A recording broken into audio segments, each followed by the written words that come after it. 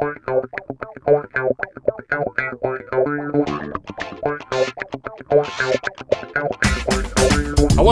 and welcome to Viva La Action, the podcast where we're talking about all things action movies. The good, the bad, and the underrated. My name is Santi, and with me as always is my co-host, it's Grayson! Hello, that's Hello. me. What's up? The sky. The sky is up. Yeah. The leaves are fallen, and my cheeks is ballin'. Yep. Whatever that means. You nailed it. And with that being said, Grayson, we're back in the room. We are in the infamous room. We're in the room. It's been a while. It's been a while. It's been a while. We watched a movie this week. And the movie that we watched is called Pray for Death. We're watching The Black Ninja again. Why do you watch it, boys, when your mother tell you not to? 'Cause it's a black ninja. Everybody watches it. Are there any ninjas around Yokohama, Dad? No, there haven't been any ninjas around since the 17th century. There are still ninjas. I've seen them. Haven't I, Dad? Well, if you say so. See? Which is right. Which, Pray for Death, is a 1985 action martial arts film directed by Gordon Hessler with a script by James Booth, who we will talk about in a second. The film stars one Sho Kosugi as Akira Saito, with support from James Booth, Jonna K. Benz. Any relation to John Wilkes? Boy, I hope not. Donna K. Benz, Norman Burton, and Kane and Shane Kosugi, who are the real-life sons of Sho Kosugi. Oh. Pray for Death does not have a critical score on Rotten Tomatoes. Really? But would you like to guess what the what the audience score is? Ooh. All right. I have two trains of thought. Okay. First is people fucking hated this shit. Two, people fucking hated this shit so much that it is now a cult classic. Okay. I'm going to go with the latter. Okay. I'm going to say it has an 82%. Ooh. In a weird way, you are both right and wrong. It has a 53% audience score. All right. So this seems like a movie that, and based on what you're saying, I think we may have a split opinion on this one. Okay. All right. It's right down the middle. So it seems like half the people liked it, half the people did not like it. Okay. All right. It does not pass the Bechdel test. No. Why the hell would it? There's one woman and she gets murdered. Spoiler alert. It's the 80s. It's the 80s. They only had one woman. And that was it. Finally, the plot synopsis from IMDb. After a peace-loving Japanese immigrant and his family become victims of a crime syndicate, a master ninja emerges. Bum, bum, bum. Now, before we get into the film's plot and background, and this episode is going to be a little bit different because I'm actually going to give some film history about the ninja craze of the 1980s. I love film history. We'll get into that in a second, but before we do, Grayson, what did you think of this movie? And be honest. Yeah. It was interesting. I obviously it's an 80s movie. Yeah. But it's not a very good 80s movie. No. I think they really tried. Mm-hmm. I'll give them props for that. And it did have its moments, but it was all right. Yeah, I think this is a movie where I like it in spite of the movie. Like, everything in the movie is trying to get me to not like this movie, but I still like it. And I think part of it is, and we'll talk about this, there was definitely there's sort of this recurring, it's like cyclical at this point, love of ninjas, right? Yeah. And I think ninjas just have this grip on young boys' imagination. Yep. And there is a part of me that is never going to forget the feeling of dressing up as a ninja for Halloween. And so whenever I watch a piece of like ninja film, I can't help but to just really like it. And it's like, this movie will be completely for real. there is so little ninja stuff in this movie. It's mostly a weird small town crime drama, but Yeah, that's true. but the finale, which is all ninja all the time, fucking rocks so hard. It's pretty good. And yeah, I really like it. But at the same time, this is not one of those movies where I'm like, it doesn't have any flaws. This movie is one big flaw. And Yeah. I'm not going to deny that. Oh, yeah, for me, like, I barely watch any ninja stuff. Yeah. Like, I didn't even watch Teenage Ninja Mutant Turtles. What the fuck is it called? Teenage Mutant Ninja Turtles. Teenage Mutant Turtles. Fuck, bro. All right, I'm so tired, y'all. I stayed up late and got up early. Don't do that. Yeah. So yeah, the words aren't happening, which is great for a podcast. Yeah. I'm gonna put that on our Instagram. I'm gonna make that a poster. Very good. What you just said. Thanks. Mutant Teenage Ninja Turtles or whatever. Yeah. Anyway, so I never really watched that. I never dressed up as a ninja. Oh, that's fair. For Halloween. Weirdly, I did dress up as one of the Ninja Turtles. Okay. Who's the motherfucker with the red? Oh, that's Leonardo. No, Raphael. Raphael. Dressed up as Raphael one year. He's cool but rude. Yeah. And Michelangelo's a party dude. Yeah. That's from the theme song. Oh, excellent. Okay.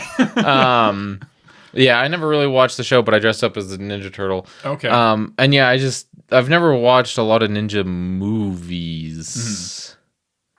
I think I only started watching ninja movies when I met you. Probably, yeah. And so, I feel like I don't have that, like, boyish charm when I watch them. Although I can see why. Yeah. Because if I put my younger self in this position, oh man, I would have loved this shit. Oh yeah. It would have been sick as hell. I think it's just that, and we'll talk about like the history of like ninja media, but I distinctly remember, I'm gonna have to look through and see if I can find some photos. I'm not making this up. I was a ninja for Halloween. Probably from the ages of 7 to 12. Like every year I was a ninja. And it was never like a bought costume. Yeah. It would be like my mom would buy me like the fake sword. And then I would just wear like a hoodie and a mask and that was it. Like, and there's not any like specific ninja media that I was a big fan of. It was just like all of it. I just loved all of it. Like I was a big Ninja Turtle fan. I was a big Mortal Kombat fan, even though I was like way too young to be watching Mortal Kombat or playing the video game. Mm-hmm. I was a big fan, and it's not really a ninja thing, but I was a big fan of Blade. You know, the movie Blade. Yeah. So I've always been fascinated by it. Mm-hmm. And we'll talk about the history of ninja movies, but there was this real, like in the 80s, which is before my time, there was this huge craze for ninja stuff. And it kind of died out in the 90s, but by the time we were kids, it had sort of picked up again because there was like a revival of like Ninja Turtles and Mortal Kombat and all that stuff. So yeah, it just captures like, there is just that part of me that just can't get over like how cool ninjas are. Yeah. And I just like, I love it. I just am a big fan of it. And it's goofy as all get out. Like, like we'll talk about how ninja movies have devolved into complete insanity. But, I'm just a big fan. But that's fair. That being said, and I'm going to ask you this question in a second. This is not a movie I can readily recommend to people because it is so niche to my interest, right? And this whole show is just me forcing my very niche interests on you and being like, look at this very hyper-specific subgenre, and you should love it for this reason. Yeah. So again, it's on Tubi, which is like, you know, Tubi seems to be like the bargain bin of the internet at this point. So I can say like, if you're short for an hour and a half of time and you just want to watch something dumb, go for it. But if you're not interested in ninja stuff, then probably don't. Because it's really not, it's not even the most spectacular example. It just happened to be one that I was like, I remember this one being pretty good. But anyway, So would you recommend somebody watch this? Not if you're like, I think not if you're like you. Yeah. Like if you're just like the average run of the mill Joe. Yeah. Like if you're just like your neighbor Gary, probably not. Yeah. No, that's fair. It like you said, it's very niche, and you have to like already like the genre, Right. I think, to watch it. If you are just unbelievably bored and you got nothing else to do, Yeah. sure. I mean, But I like maybe watch some other ninja stuff first. Yes. See if you like the genre and then come back to it. But yeah, unless you're like, I don't know, a film student. Yeah. You maybe. What? I mean, even then, I don't think. If you're like one of those Yeah. film students, yeah. I would say if you are a genre enthusiast, Yeah. which is what I am.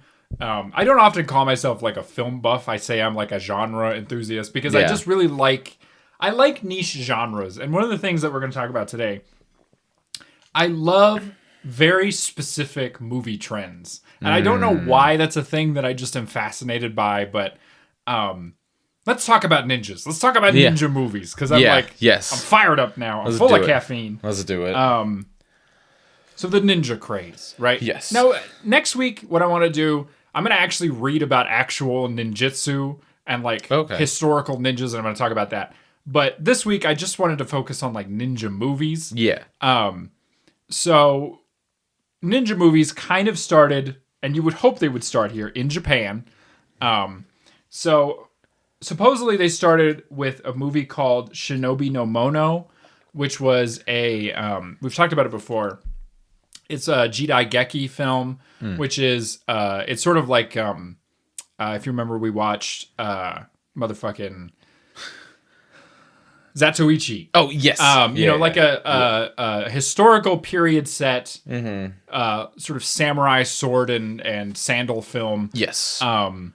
Not a lot of like mysticism or anything like that, but it's sort of like it's supposed to be like a period drama with some action in it, right? So that's kind of where ninjas started, as sort of these like black hooded assassins.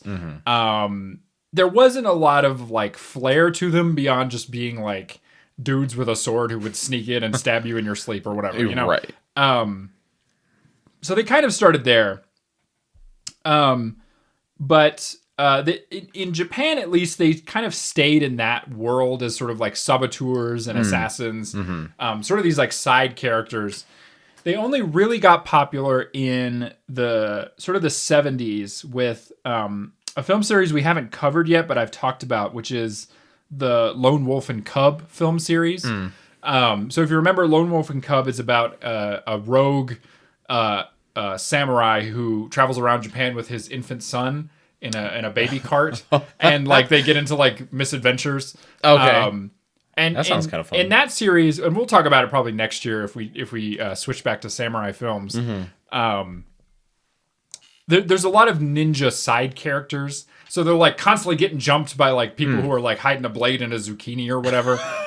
Which that sounds fake, but that's real. That's in one of the films. I think the cabbage guy from Avatar should have done that. Yes, just kept a blade, and then anytime the Avatar shows up, he's like, "Nah, motherfucker, you stay away from my cabbages." And the Lone Wolf and Cub series, they were popular in Japan for a while because they started in the 70s, but they really only took off in America in the 80s when this film producer, and I can't remember his name at the moment, but he was famous for he would purchase like international films, and then he would like redub them in English.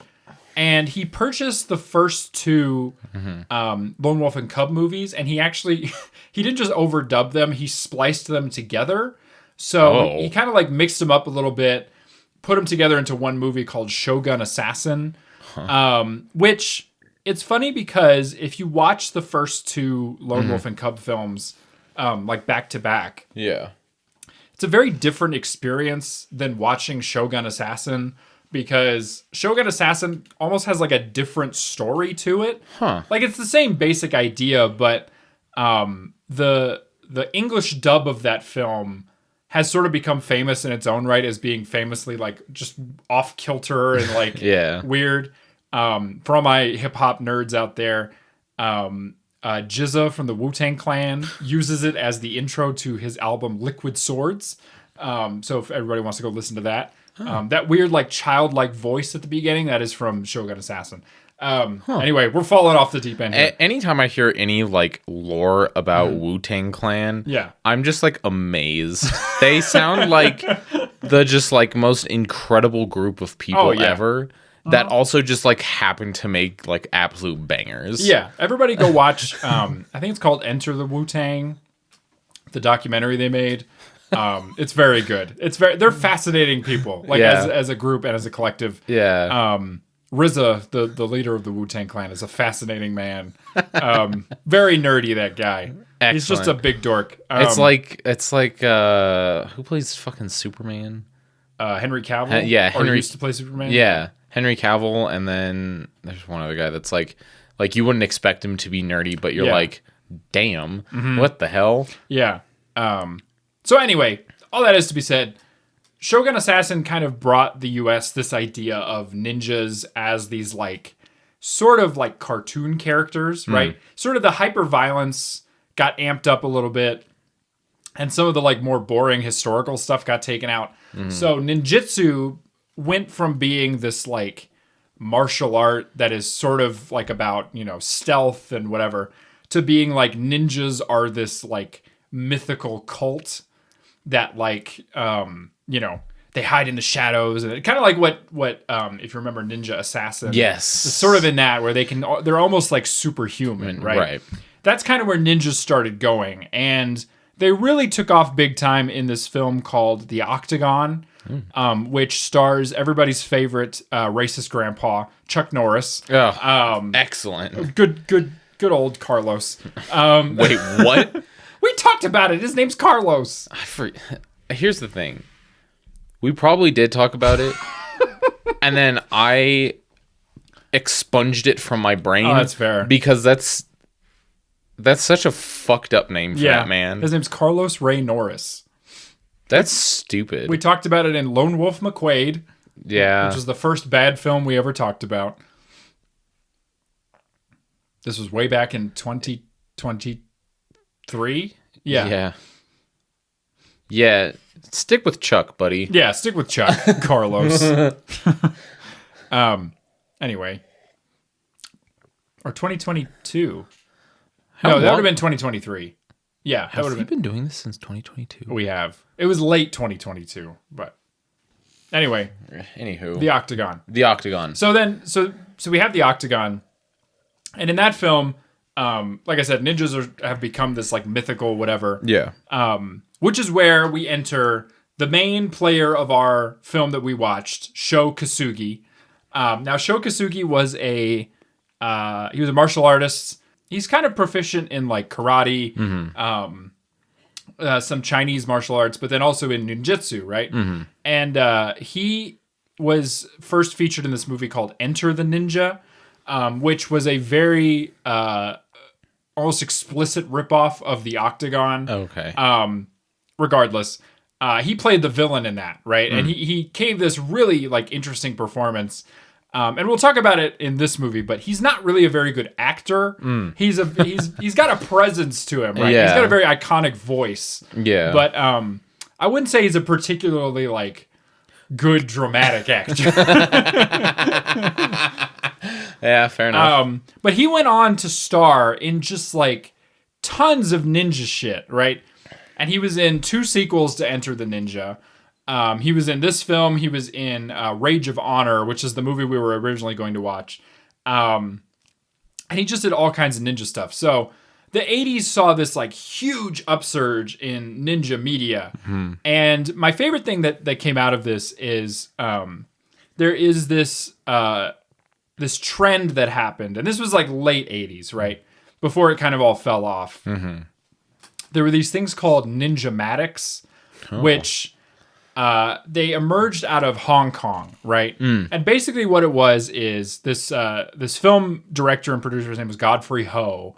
What he would do is he would go to like film archives, and he would find these movies that were either like Korean films or Hong Kong films that never got produced or whatever.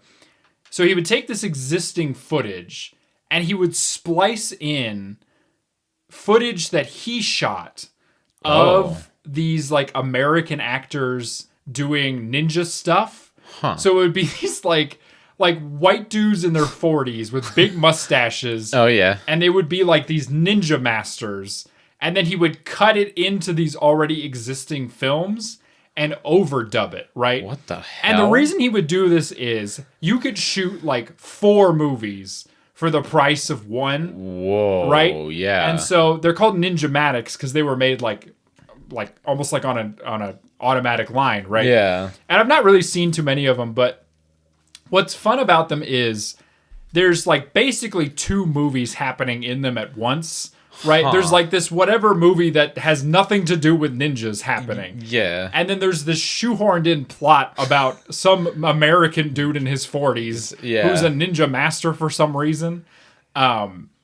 I encourage everybody to go look one of those up because they're fascinating. That sounds like wild. But this dude, his name's Godfrey Ho. He did like 40 of these movies, right? Like just pumped them out over like 5 years. Jesus. That's 80 years. Yeah, and I just admire it. I think it's fantastic. Hey, get that bag, bro. Yeah, get that bag, Godfrey. Get that bag, Ho. Jesus. Yeah, everybody go look up a Ninjamatic. If anybody's interested in this genre and wants to learn more about it than me just incoherently rambling, there's a YouTube channel called The Bad Movie Bible. I think I've heard of that guy. Yeah, and he has an hour and a half long video on the ninja craze of the 80s. It's very thorough. Hell yeah. There's lots of footage from these movies, and it's just fascinating. That's really cool. I would encourage everybody to go do that. Yeah. And you might have already said, sorry, my brain's still working on like booting. That's okay. Were these Ninjamatics like well received? Did people love these? No, they were terrible. Oh, okay. But, Excellent. The thing is, right, and we can't really understand this now because we live in the digital age. Ninja movies didn't do well at the theater, right? Okay. These aren't like millions of people weren't seeing these movies. Right. These are like home video hits, right? Shit. So like straight to straight to VHS. Wow. Right? So okay. But what people don't realize now is like when we think of like a streaming movie, right? We're like, well, how much money could that possibly make? Because you're going based on subscription services, blah blah blah. Right. VHSs were so cheap to make. Yeah. You could clean the fuck up with a VHS, right? And think about it. This guy is making a movie out of an already existing film and some cheap ass ninja footage he shot with some dude that probably has gambling debt and he's contracted for the next 4 years. So he's making these movies for dirt cheap, selling them to VHS markets where grandmas are getting tricked because the cover has a cool ninja on it. Kids are like, don't care because they're kids. You know? And it's like, of course you're going to clean the hell up because, Bro, this feels like a pyramid scheme. It is. Or like a scam. Like it's a scam. 1,000% it's a scam. But that's crazy. I mean, obviously, they don't do it anymore. So the money ran out over time. But yeah. I just think it's fascinating. It's this like, it all starts somewhere, right? Yeah. One movie does it big. And then for the next 5 years, we see everyone else try to do it worse and cheaper. Yeah. And I think that's just so fascinating. That's like verging on like just being like a crime. Like I don't know like the exact like extortion. Sure, yeah. I don't know. It just like that's crazy. Yeah, it's crazy, but I think it's fun. Yeah. The film industry is riddled with this, right? And we don't see it as much anymore, but it's kind of like when we talked about The Asylum, right? Oh, yeah. There's always going to be these scrappy little, like, producers and directors who don't give a flying fuck about quality. They are just so ready to make bank off of tricking grandmas, and I love it. Yeah. Because, again, the truth is, most kids, like, unless you're, like, 10 or older, kids don't fucking care. They do not care. They don't know what a good movie is. They don't. They just see explosions and people punching each other and they're like, wow, let's go. Let's go. Yeah. And hey, it works. It does work. If it ain't broke. Well, one thing I want to bring it back to real quick. So I've said his name a couple of times, but do you remember what movie we watched that had Sho Kosugi in it? Was it an older movie, right? No, it was a newer film. This is a weirdly easy answer. Oh, fuck. In fact, I just mentioned it a few minutes ago. Shit. No. Fuck. You're close. I'll give you a hint. It has ninja in the name. Fuck. Shit. Ninja Assassin. Yes. Okay. He's the villain in Ninja Assassin. Hey, yo, that's right. Yes. Holy fuck. I was wondering why he looked familiar. Yeah. And he's got the same voice. Yeah. He's still being menacing. Yeah, that's Sho shit. Kosugi. That was his like return film, right? Wow. Because he had done all of this stuff in the 80s and then basically retired, right? Yeah. For a long time. And it was the producers of that film who were like, "You're making a ninja movie, go get Sho Kosugi," Yeah. right? Like he's the OG. iconic, he's the ninja guy, right? And so I just think that's fun. That's really cool. And to bring it all the way back to the movie we were going to talk about today, Pray for Death, he's not very good at acting in this movie. No. But he's got a presence, doesn't he? Oh, he sure does. Yeah, he was not great. No. I think the kid actors that they got also were quite bad. Yeah, those are his sons, his real life sons. So that's Shane and Kane Kosugi. I like that he's got a theme there. Yeah, I know. Yeah, they're not great. I mean, they're child actors. That's true. Child actors are very rarely good. Yeah. I think like one of the one child actor that comes to mind that's like really good that I always enjoy. It's the kid. I don't know his name, but it's the kid that plays Gavroche in Les Mis. Couldn't tell you, but Yeah, he's probably an adult now. he probably he's probably in his early 20s. He's really good. But yeah, these kids, and like you said, they're still kids, and I hope they grew into it. Yeah. Because I think they might become good actors, but the wife also was fine. Yeah. There wasn't like a single performance from any one actor in this movie that I was like blown away by. Everybody was just sort of like here. Well, I'll tell you what. There's one actor that I'm going to give some flowers to. Oh, okay. All right. So one thing that I think is funny about this movie, you think of ninja movies, right? And you're often, in my brain, I'm thinking about like the villain is like a martial arts master or they're a fellow ninja guy. Yeah. You don't often think of a low-level mob hitman named Limehouse Willie. Yeah, his name, every time they said Limehouse, I was like, that's the worst name. I would be so for real. Like 20% of why I wanted to talk about this movie is because his name is Limehouse Willie. And they don't even use Willie. Yeah. They just call him Limehouse. Limehouse. Which is a god-awful name. And again, I think what's very funny about this movie is the lead actor is supposed to be this unstoppable, highly trained ninja. Mm-hmm. And he has a 10 to 15 minute fight with a low-level mob hitman named Limehouse Willie. And he really struggles in this fight. Oh, yeah. Like, how bad is this ninja that he can't take down one middle-aged white dude with a chainsaw and a dream? Like... Oh, about the chainsaw. Yeah. I was watching that, and I was like, I don't get Chainsaw Massacre. Literally just... For everyone who can't see Grayson, they just move to the left. Yeah, like take a page out of this dude's playbook and just move out of the way of a chainsaw. Yeah. You can hear the bitch coming. That's true. So yeah, I don't pretty loud. I don't get Chainsaw Massacre. No. Do you get Limehouse Willie? No. I don't get him either. So he was wild. One thing that I think is interesting about this movie, right? And I guess it's a thing, it's a fault. Yeah. the plot for a ninja movie should be so simple. Yeah. And yet this movie is extremely complicated. Oh, it's insane. For no reason at all. Yeah. So I'm gonna try to break it down, right? Yeah. So Sho Kosugi plays a man named Akira, right? Yeah. Him and his wife live in Japan. Yeah. Now this is despite the fact that both of his kids have American accents, but let's just Yeah, and they speak like perfect English. Perfect English. Now it's implied that his wife is from America, but Yeah. whatever. Yeah. So she convinces him that they should move back to America. Now this is despite the fact that he repeatedly says That's a terrible idea. it's a terrible idea because America's awful and violent, which Yeah. he's right. Yeah. Anyway, so they do move to America. Meanwhile, there's a mob, some sort of low-level mob thing happening. Yeah. First of all, where do they move? Is it California? It's never said. I rewatched parts to see if they Yeah. ever say. I don't. Okay. It looks like Canada, so I'm assuming it's Canada. But I was looking for the Twin Towers. yeah, I'm gonna be honest. I couldn't see them, and it kind of looked like downtown LA.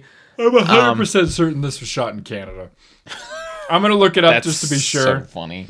But this looks like Canada. Yeah, if they were shooting for LA, kind of got it. But it also could just be any metropolitan area in the US. That's why I mean. That's why I think Yeah. it looks like Canada because Yeah. Canada stands in for pretty much every city. Yeah. Which is hilarious when you think about Supernatural because they shoot most of that in Canada, but they're like, Yeah. oh, this is Nebraska. Right. Bitch. It's like have you seen Nebraska? Yeah, it can't all be Nebraska. Okay. Yeah. Where's this shot? Let's find out. If it says Canada, I'm going to lose my mind.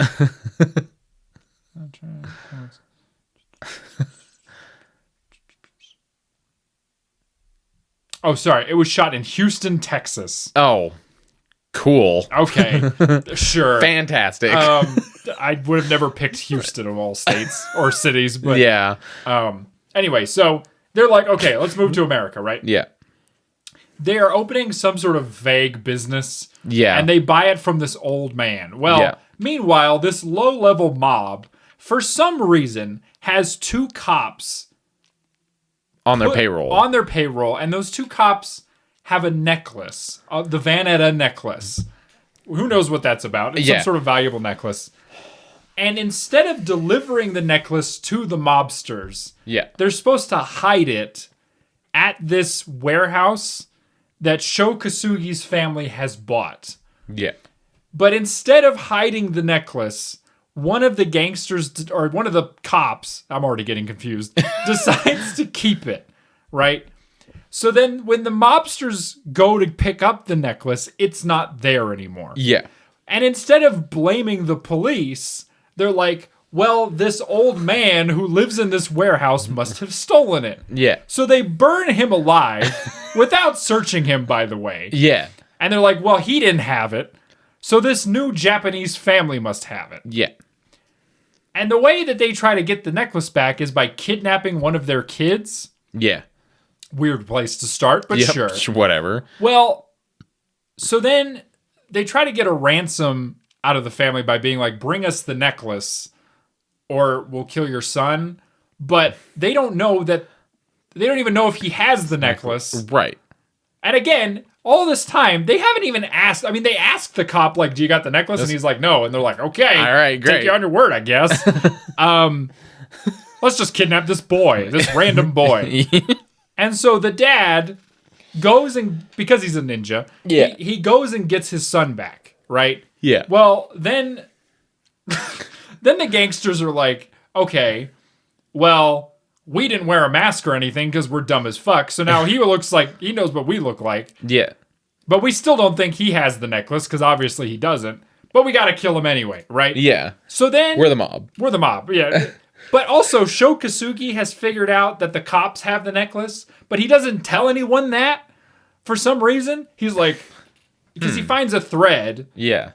And then he's like, well, it must be that cop because he, I found a gray suit thread, even though the guy at the time is not wearing a gray suit, but whatever.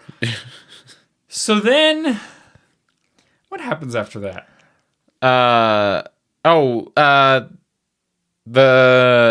The mom and child get hit by a car. Yes, but before that, the dad is like, let me go threaten. I think that happens before. He's like, let me go to this boat in the middle of the night and threaten the mobsters to leave him alone.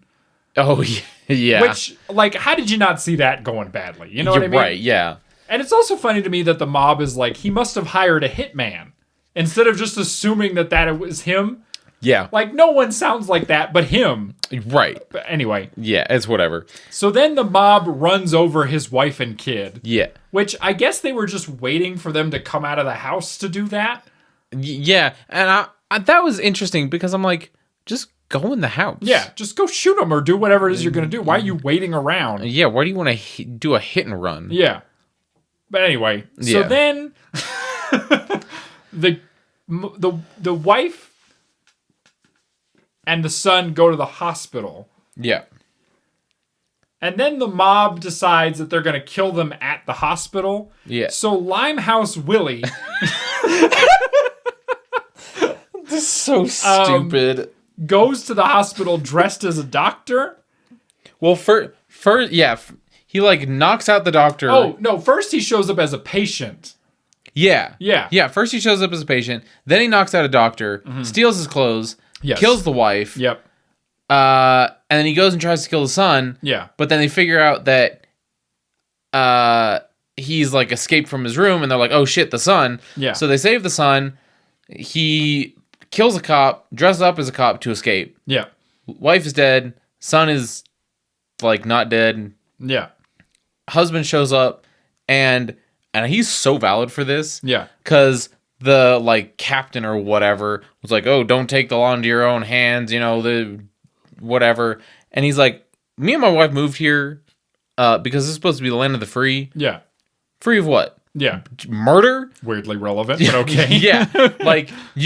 People can just get murdered and get away with it. Yeah. I'm going to do whatever I want. Don't get in my way. If you do, I'll kick your ass. Yeah. So valid for that. Oh, so true. Go off, King. It's so, yeah. And yeah, he carries his son home. Please, the boy is sick. Mr. Sato, if you take the boy, I can't guarantee police protection. My wife is dead. And you talk about police protection? My wife loves this country. Wanted to come here, start a new life. She thought this was the land of the free. But free for what? Free to kill? Free to rape women and children and go unpunished?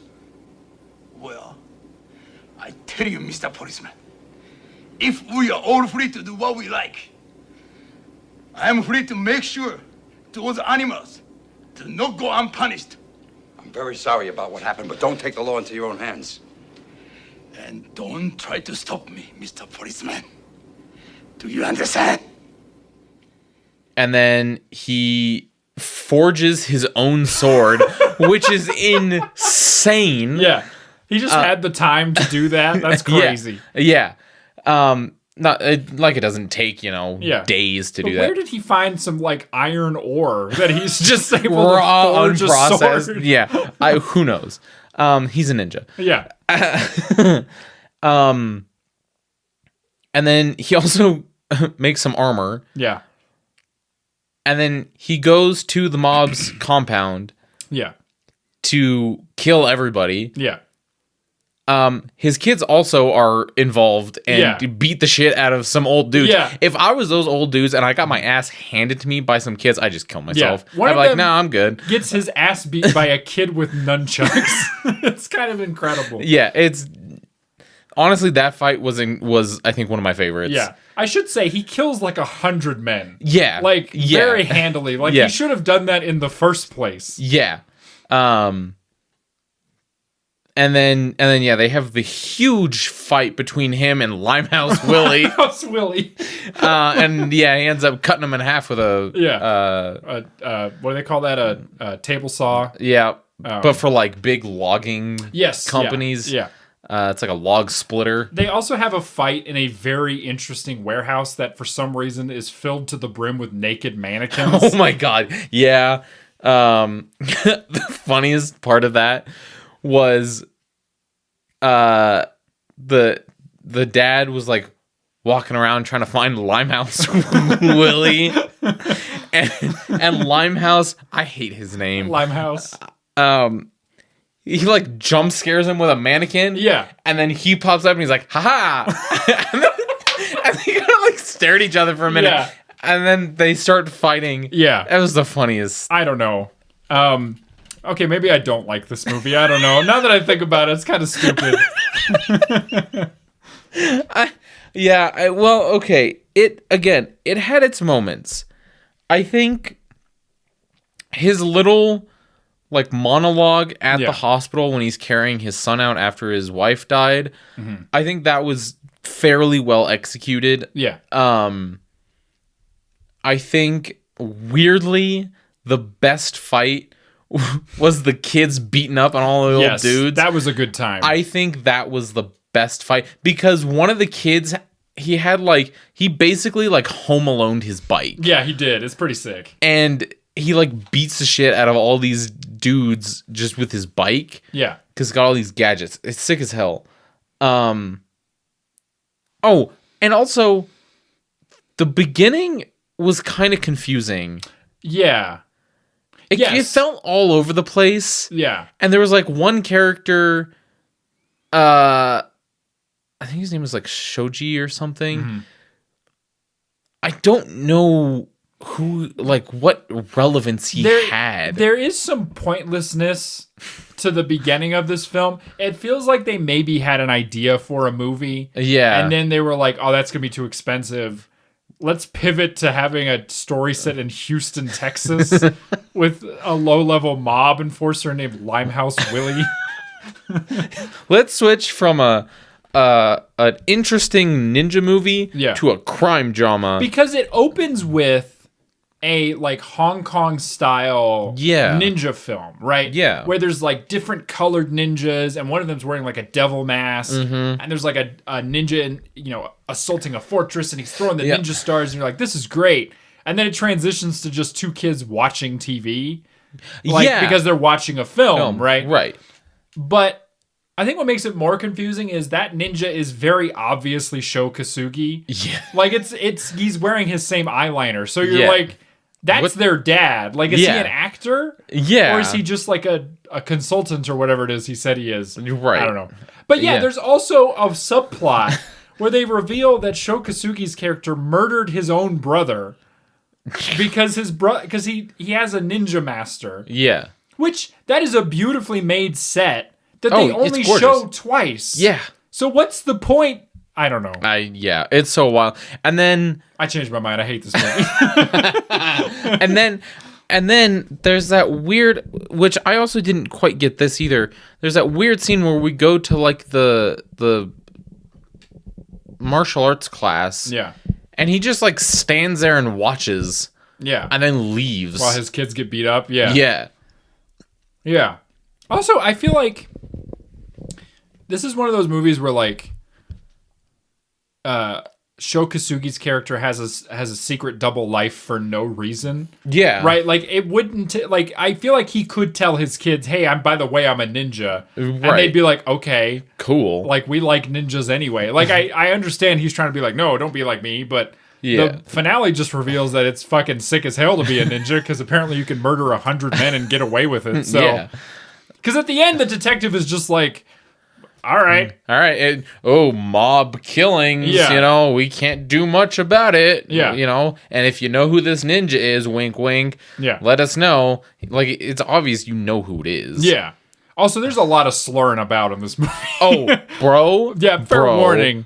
Holy shit. They say a couple of slurs a bunch of times. Like nonchalantly. Just nonchalantly, which it was the 80s. It was the 80s. That's what they did, but That's a little affronting the first time you watch it. It was jarring. Yeah. When the first time they said a slur, I was like, what? Yeah, it's kind of crazy. Yeah. So, also, it's rated R. Yes. Why? Blood, I guess. There's some blood in it. It's not a ton, but... Yeah, but like Indiana Jones has blood in it and it's PG-13. Yeah, but I mean, we've talked about before how... Oh, I guess, those ratings mean different things That's than they true. used to, Was it the mannequin boobs? Maybe it was the mannequin boobs. I don't know. It's possible That'd be too. weird. It's also possible because the thing with VHS films and like straight to video movies, you never really know what version you're getting. Oh, that's right? true. Because back in the day, they would release a version on VHS that was probably uncut, uncensored, whatever. But then they would have a version that they would give to TV stations to play, on whatever. So there's a very good possibility the version on Tubi, which is where I watched it, is just like the VHS or is the TV cut or whatever.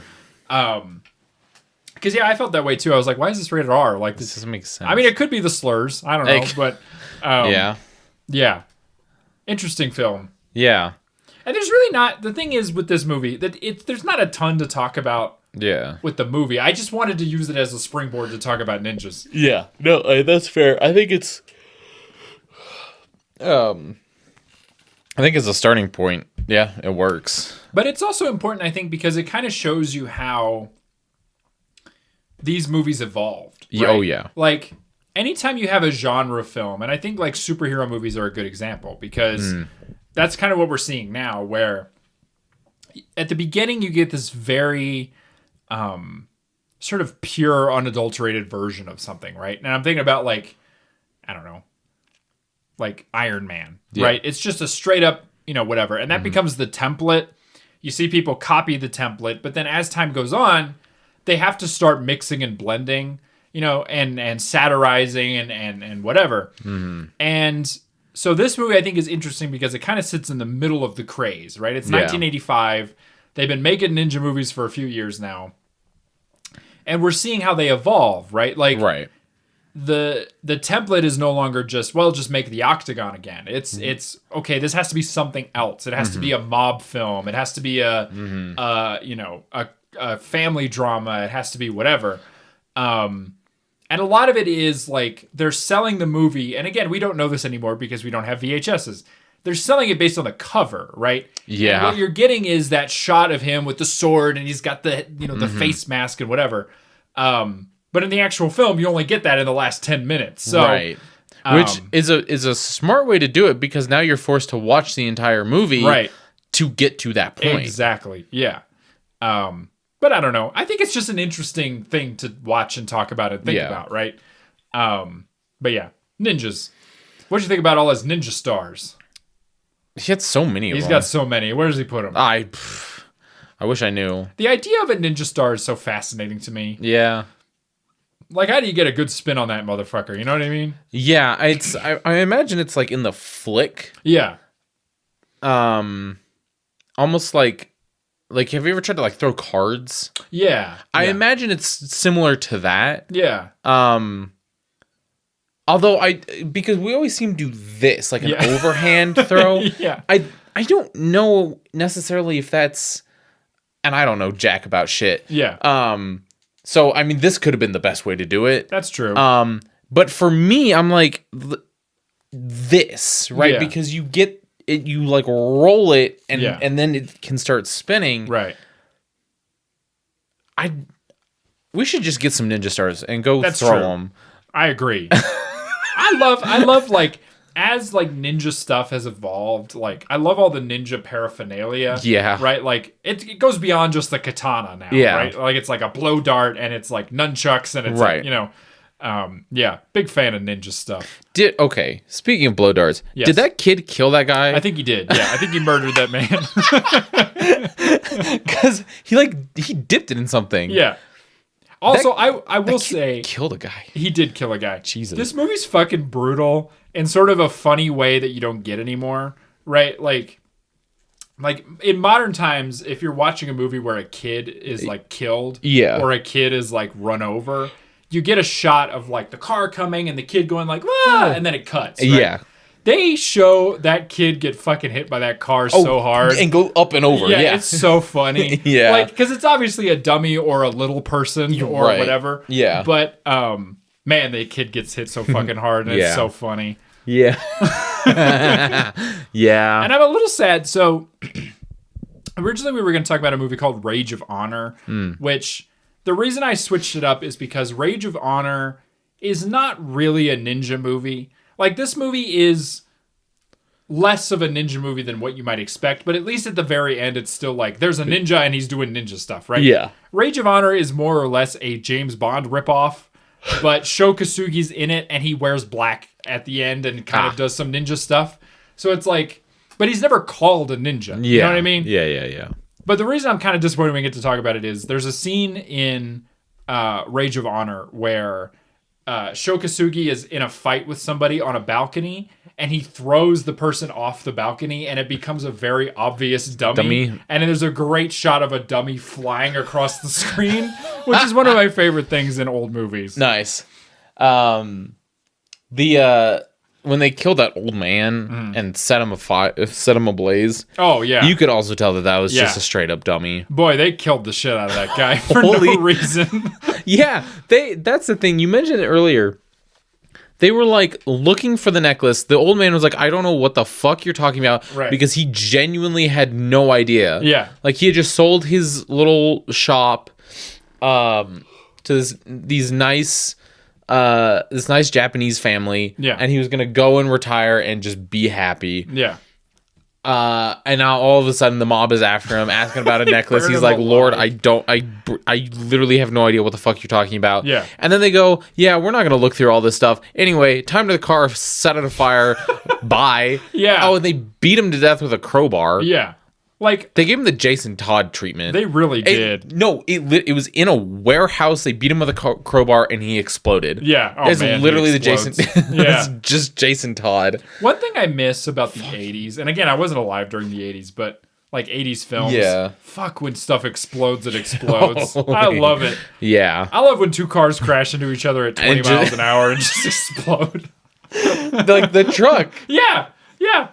Because there's a car chase where... Yeah, where Sho Kosugi's chasing these two people, and he is on foot, by the way, and he like rolls off a car and it flies into something and explodes, and like three cars explode. Yeah, it's fantastic. I love it. It's awesome. It's like what was that one movie where we watched where they were just going downhill and everything was exploding? Oh, that was in Police Story. Yeah, Police Story. Yeah. That's some good stuff. Yeah. Man. Yeah. Big fan of that. Limehouse Willie. I will say, Limehouse Willie, he's played by James Booth, who's the same guy who wrote the script for the film. Just a fun fact. But I think he's putting in a hell of a performance. I'll just say that. Yeah, he was doing his best. He's sweaty. Yep. He's conniving. He's mean. I will say he did a good job of playing a villain because I hated him. Yeah, I hated Limehouse Willie. I didn't want to see his Limehouse face anymore.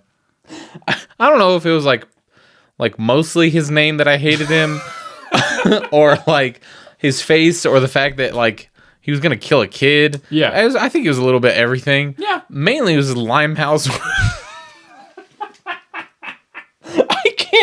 Like, what a dumbass name. Dumb name. Like, you couldn't come up with something better. I think, here's my thought. Yeah. He was like, he was playing into the stereotype of like mobsters having wacky names. Yeah. So you're like, all right, what's the wackiest name I can give this character? And that's what he came up with. Limehouse Willie. He sounds like a cartoon character. He does. Which I think is fun. He sounds like he should be on Looney Tunes. Yeah. And Bugs Bunny should be like seducing him. Yeah. Hey, what up, Limehouse? You know? I don't know. Yeah. Anyway. Pour one out for Limehouse Willie. Limehouse Willie. Cut in half before his time. He was only 50. Or whatever. He was. That's the other thing. That dude was so old. He's old and unfit, and he's giving this, like, 30-year-old ninja a run for his fucking money. Yeah. It's crazy. That's wild. I suppose you heard about the killings. A massacre.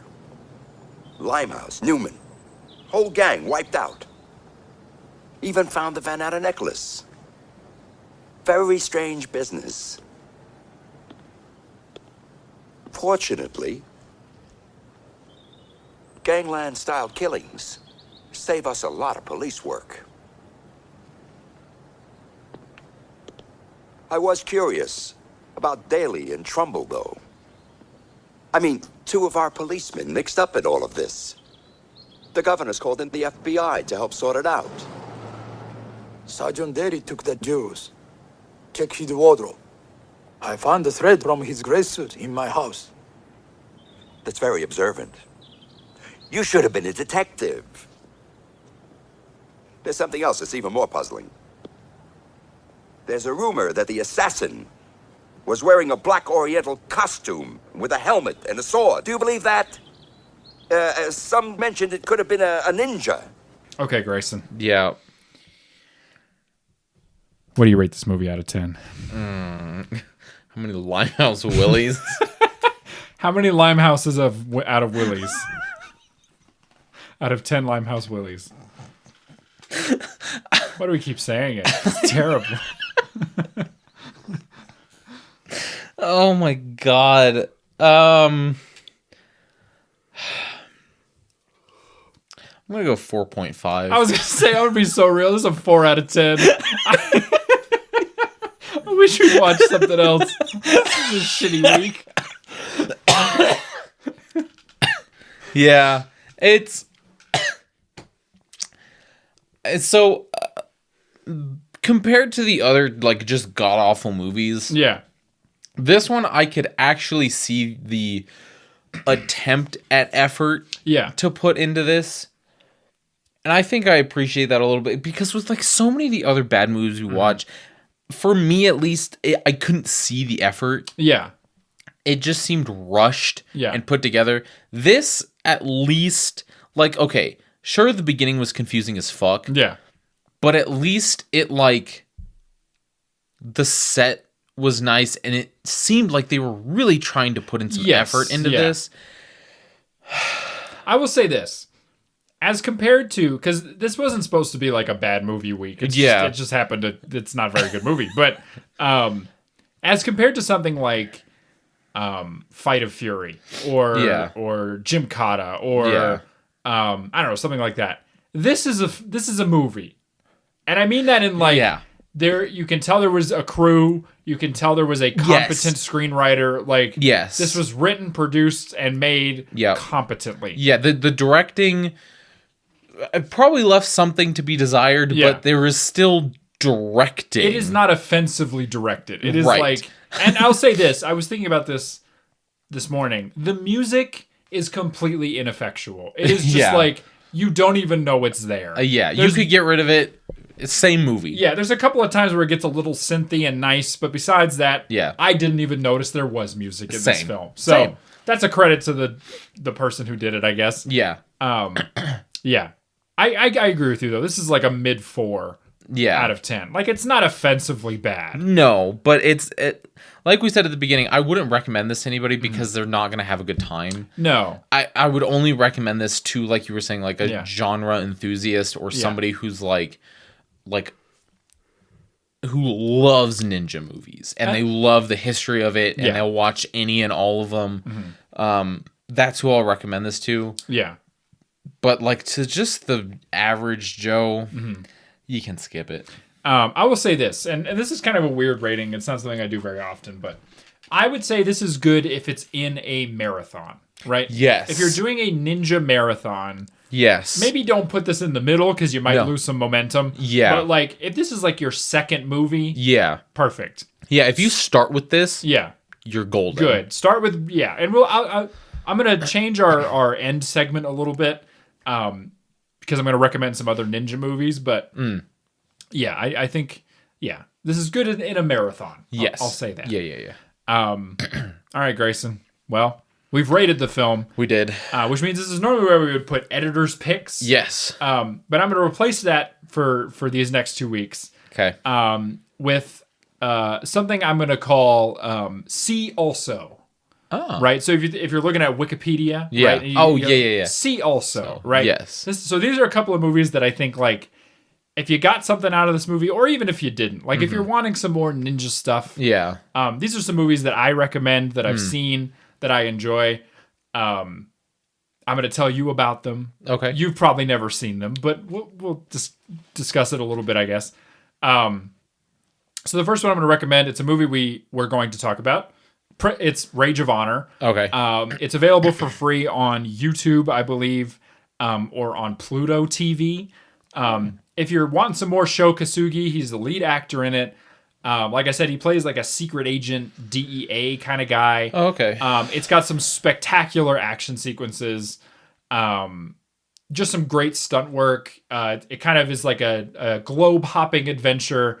Not a ton of ninja stuff, but just a good movie and a good sort of antithesis to this movie, which is mostly set in one small town. Yeah. So I recommend Rage of Honor. The next one I recommend, it's actually a Hong Kong based film. It's called Ninja in the Dragon's Den. It stars fuck me dead. What's his name?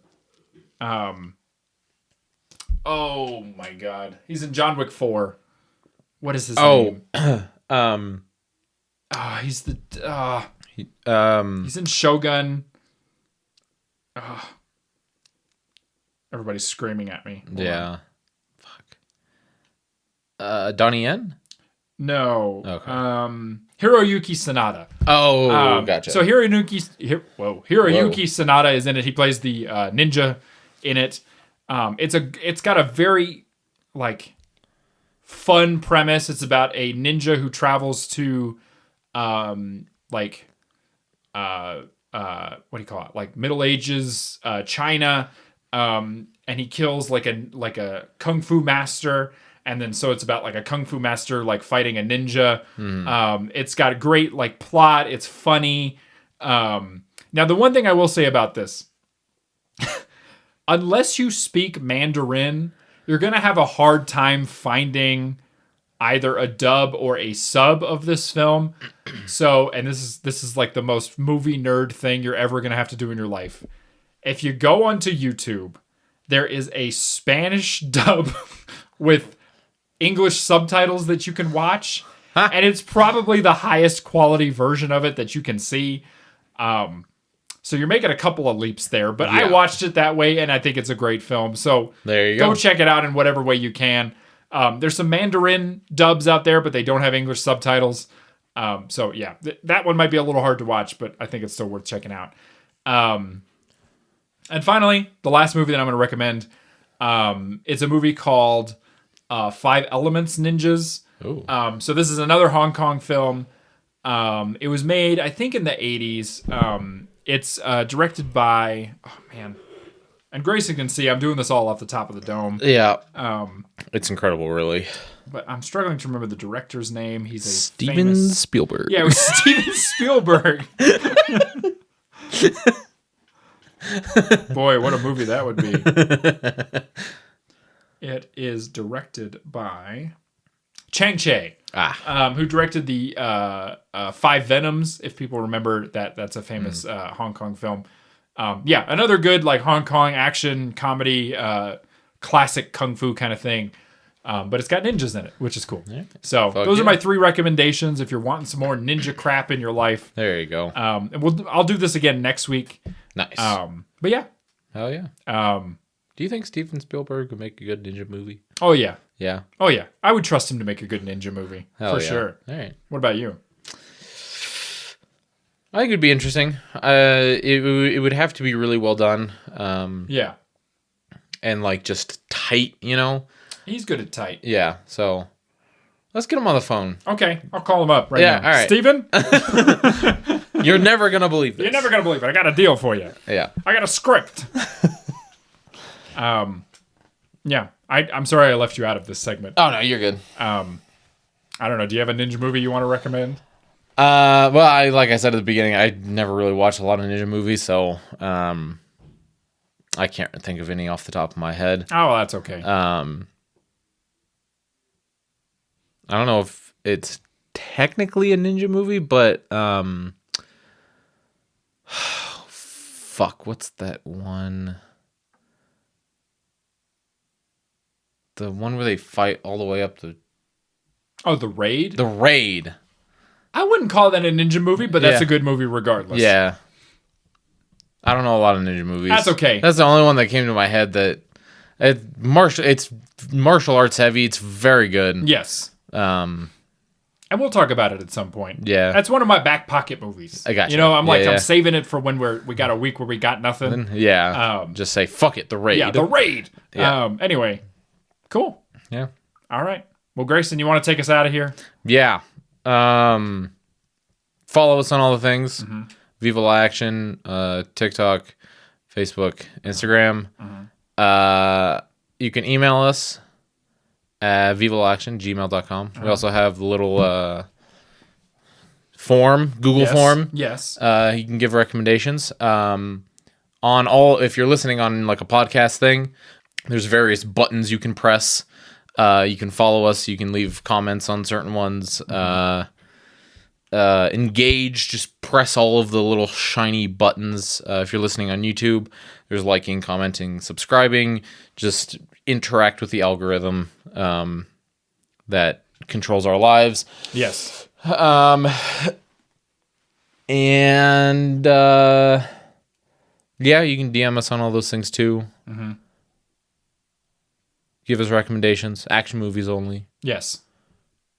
Still think about that guy sometimes that gave us, what was it, like a rom-com? No, it was just like a historical drama. What the fuck? Yeah, I don't know. All right. Yeah. And I watched it too. I was like, there might be some action in this. There wasn't. Yeah. Yeah. So yeah, no historical dramas. All action. All the time. All the time. We might sneak in a Western or something like that once in a while, but it's got to be relevant. Yes. Can't just be any old movie. Yeah. Yeah, we're out there. We're doing things. Yeah. Follow us on things. Yep. Like, comment. Subscribe. Give us a rating. That's what it is. Yes. That's I was trying to think of the word. I couldn't think of it. It's a rating. Give it 5 stars. 5 stars. We got another rating on Spotify, by the way. We're up to 10 now, which is fun. So double digits, baby. Thank you. Yes. Thank you to that person who did that. Good shit. We're over 650 subscribers on YouTube. Boy, that's terrifying. Terrifying and scary. That's like a full like movie theater. Yeah, it is pretty much. Or maybe not a movie, but like a theater. Yeah. That's anyway, scary. if you want to find Grayson, bless you. You'll find them in my nostril. Actually, not now. I just sneezed them out. Oh no! So they're all over the bed. Okay. Anyway, right, moving on. You'll find me snorting chlorine. I was gonna say inside a giant novelty bowl of ramen. I don't know why I was gonna say that, but maybe I'm also in the bowl of ramen. There you go, like a hot tub. Yeah, but there's also noodles there. Yeah. It's like it's like when a lady, like a sexy lady, pops out of a cake. It's like that. Oh yeah, but it's me, and I'm wearing a Speedo. Yeah, equally as sexy, and it's affronting to everyone's eyes. Yeah. Anyway, thank you so much for listening. Hell yeah. And we'll talk to you next time. See you on the flip side. See you on the flippity dip, dude.